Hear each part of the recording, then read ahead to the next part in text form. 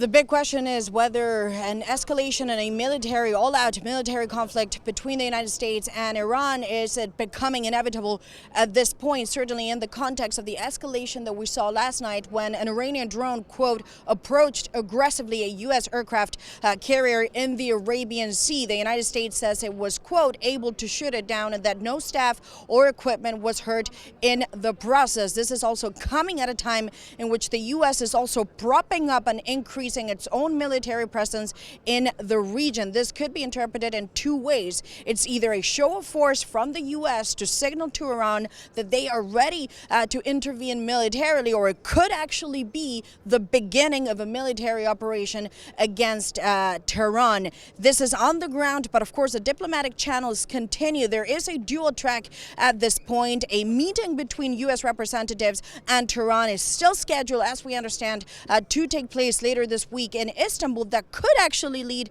to de-escalation if this channel of dialogue is able to be established with Tehran. The U.S. could also decide this is now the time to do talks and really bargain now for a framework leading to a nuclear deal. Maria Tadeo, Euronews, reporting from Dubai. Let's say that at world level, the world has changed. The WTO rules are totally disrupted. And even the globalization, I don't want to say is that, but it's different compared to a few years ago. So it's not only about Europe, it's about the trade dynamic at global level. And as even these countries, no country is immune if we look at this trade and geopolitical turmoil that we are experiencing.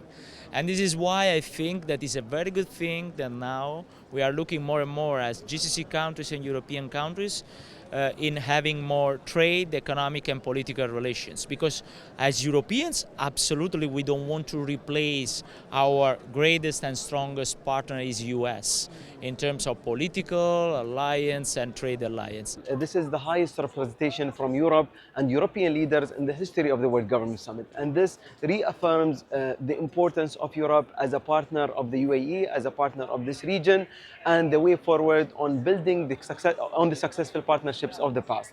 We have the Prime Minister of Spain, the President of Switzerland, the President of Estonia.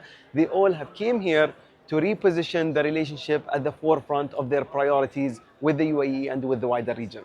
The world requires a place where, whether it's adversaries, whether it's different geographies, to at least have dialogue. Even at the height of the Cold War between the USSR and the United States, there was dialogue. And these dialogues happened in places like Switzerland, for example, right? And the UAE prides itself for being that, being a place where the world can convene, a place where the world can come and converse, and a place that is a safe haven for dialogue to push certain agendas forward. We've seen, for example, right now the progress that was done between Russia, the US, and Europe, and Ukraine on the peace talks. And the UAE is a great convener for that.